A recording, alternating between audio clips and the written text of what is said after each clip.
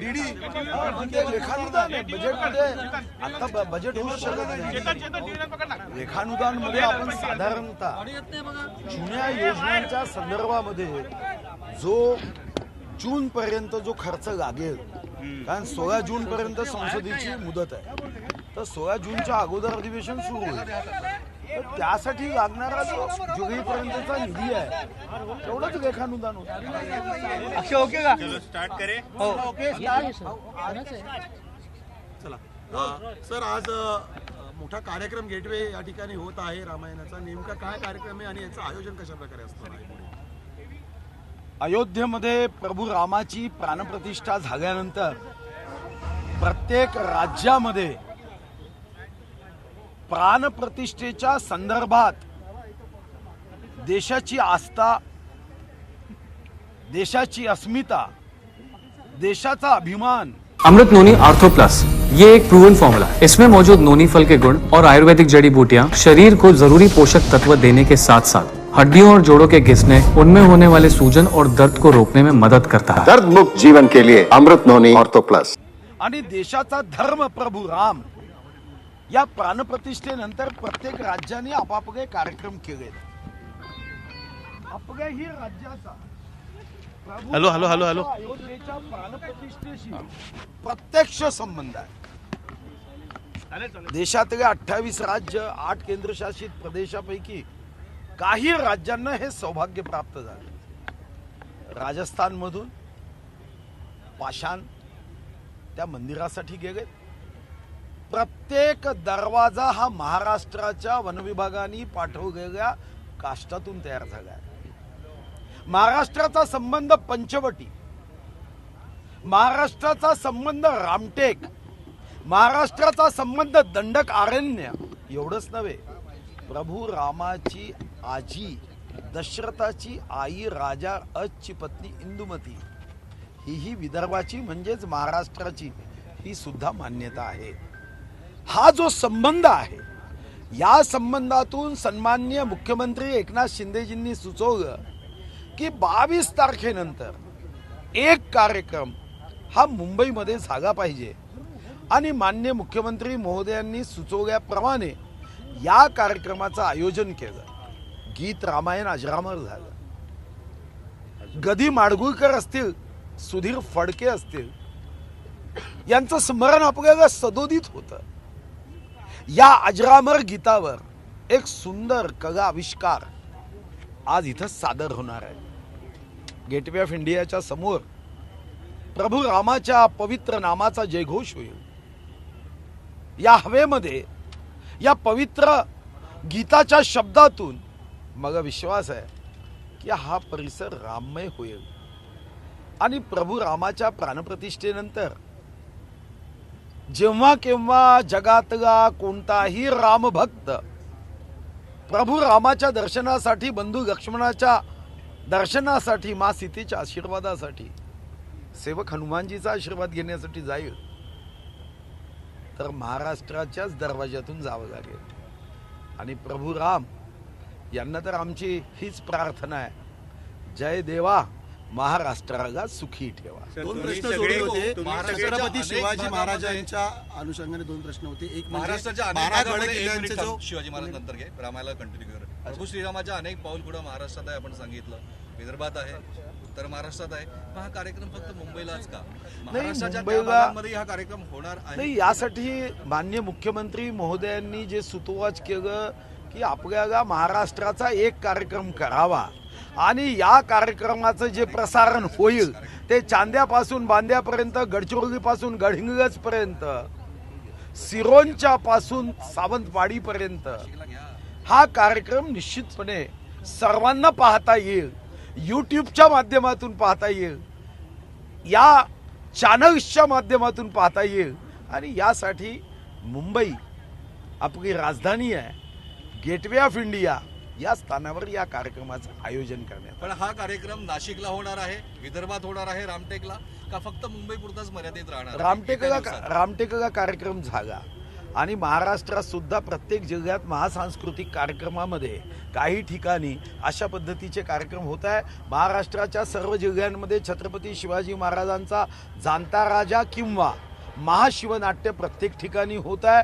प्रभू राम हा प्रत्येक हृदयापर्यंत आहे आणि छत्रपती शिवाजी महाराज ही आमची ऊर्जा आहे, हे आमचं ऊर्जा स्थान आहे.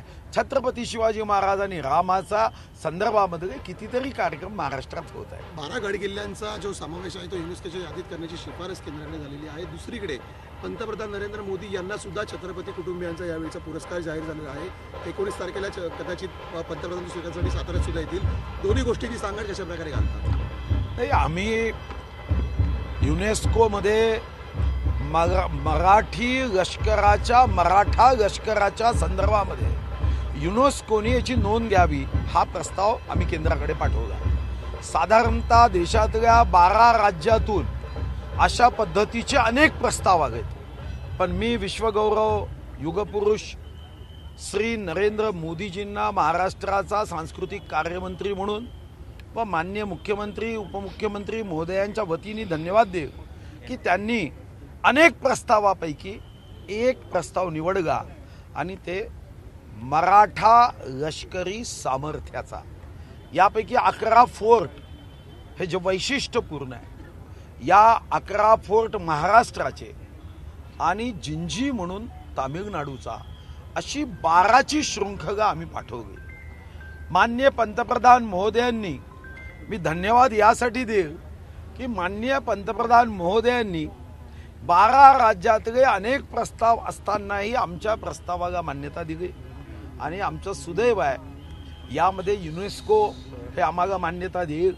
आणि योगायोग असा आहे की 350वा राज्याभिषेक आहे आमचा प्रस्ताव देशाने आता युनेस्कोकडे पाठवलाच. पण अजून आमच्यासाठी आनंदाची बातमी आहे की दरवर्षी या संदर्भातली युनेस्को जेव्हा बैठक आयोजित करते तेव्हा एक देश होस्ट असतो.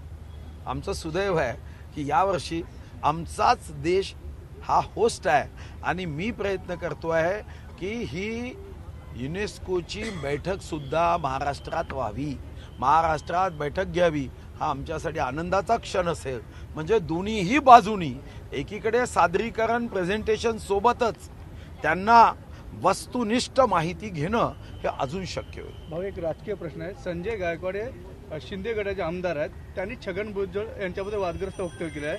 छगन भुजबळ यांना लाथ मारून हाकलून द्यायला पाहिजे मंत्रिमंडळात, असं त्यांनी वक्तव्य केलं. कसं बघतं त्याच्या वक्तव्याकडे? नाही, असं वक्तव्य कोणीच करू नये. मला वाटतं की या वक्तव्याकडे तुम्ही जे बघणार आहे तेच मी बघणार आहे. सर्वच जण त्या दृष्टीने बघणार आहे की संयमित शब्दाचा उपयोग केला पाहिजे. यामध्ये म्हणजे मला नाही वाटत की याच्यामध्ये तुमचं आणि माझं काही अलग मत असू शकतं. सर, एका ठिकाणी पूर्ण सरकार आणि मुख्यमंत्री मराठा समाजाला आरक्षण मिळावं यासाठी झटते, दुसरीकडे त्याच मंत्रिमंडळातले मंत्री मात्र छगन भुजबळ हे वैर करतात किंवा एक वेगळं भाष्य करतायत आणि विरुद्धची भाषा करतायत मंत्रिमंडळामध्ये असून. कसं बघताय? याच्याकडे मंत्रिमंडळाच्या बैठकीत चर्चा होईल. हिंदी में जानना चाहेंगे आज के आम्हाला निधी मिळाला जाते असा आरोप काही गंभीरकडे घेऊ नका. मी 2 वर्ष 8 महिने मला माहिती आहे आम्ही रडणारे नाही आहोत म्हणून आम्ही कधी भाष्य केलं नाही. काय पद्धतीने वागतात हे लोक. मी तर ईश्वरचरणी प्रार्थना हीच करेन की या जन्मात नव्हे पुढच्याही जन्मात हे लोक कधी विरोधातच राहावे, सत्तेत येऊ नये. कशा पद्धतीने वागलेत. आम्ही रडलो नाही एवढंच आहे. यांना रडायची सवय आहे. आम्हाला काय दिलं आम्हाला माहिती आहे. भाऊ, हिंदी में जल्दी से जानना चाहेंगे आपसे. भाऊ, मराठीतला शेवटचा प्रश्न की महायुतीचे सर्व कॅबिनेट मंत्री जे आहेत ते राम मंदिराला अयोध्येला जाणार होते, ती तारीख कधी ठरली होती? नाही, मला माहिती नाही. भाऊ, हिंदी में बताइए, आज महागांव में रामायण का आयोजन किया गया है, किस तरह से राम भक्तों को जोड़ने की कोशिश सरकार द्वारा की जा रही है? देखो, प्रभु राम से महाराष्ट्र का बहुत ज्यादा निकट का संबंध आया है. चाहे पंचवटी हो, रामटेक हो, दंडकारण्य हो. प्रभु राम की दादी दशरथ भगवान की माता राजा अज की पत्नी इंदुमती मान्यता है कि ये भी महाराष्ट्र विदर्भ से है। अभी मंदिर की प्राण प्रतिष्ठा हुई, कई राज्यों को यह सौभाग्य प्राप्त हुआ कि मंदिर में अपना योगदान दे। हमने महाराष्ट्र और महाराष्ट्र की ओर से सारी कास्ट सागवान ये हमने दिया है। आप मंदिर में कोई भी दरवाजे से द्वार से प्रवेश करिए, वो द्वार महाराष्ट्र के लकड़ी से बना हुआ है। तो यहाँ पे माननीय मुख्यमंत्री जी ने कहा था सब राज्यों ने अपने अपने कार्यक्रम किए, सांस्कृतिक कार्य विभाग यहाँ पे भी कोई कार्यक्रम का आयोजन करे तो गेटवे ऑफ इंडिया पे कार्यक्रम किया है जो प्रसारित होगा। सब लोग महाराष्ट्र के देखेंगे, चांदा से बांदा तक, सिरोंचा से सावंतवाड़ी तक और गढ़चिरौली से गढ़हिंगलज तक, ये सब लोग देखेंगे, ये मेरा विश्वास है। कल बजट पेश होने वाला है, यूनियन बजट इंटरिम बजट पेश होने वाला है। आप अर्थ मंत्री रह चुके हैं, क्या कल बजट नहीं है, लेखानुदान है, वोट ऑफ अकाउंट है। उसमें आने वाले जब तक नई सरकार नहीं बनती तब तक का खर्चा उसमें दिया जाता है, उसके बाद बजट होगा।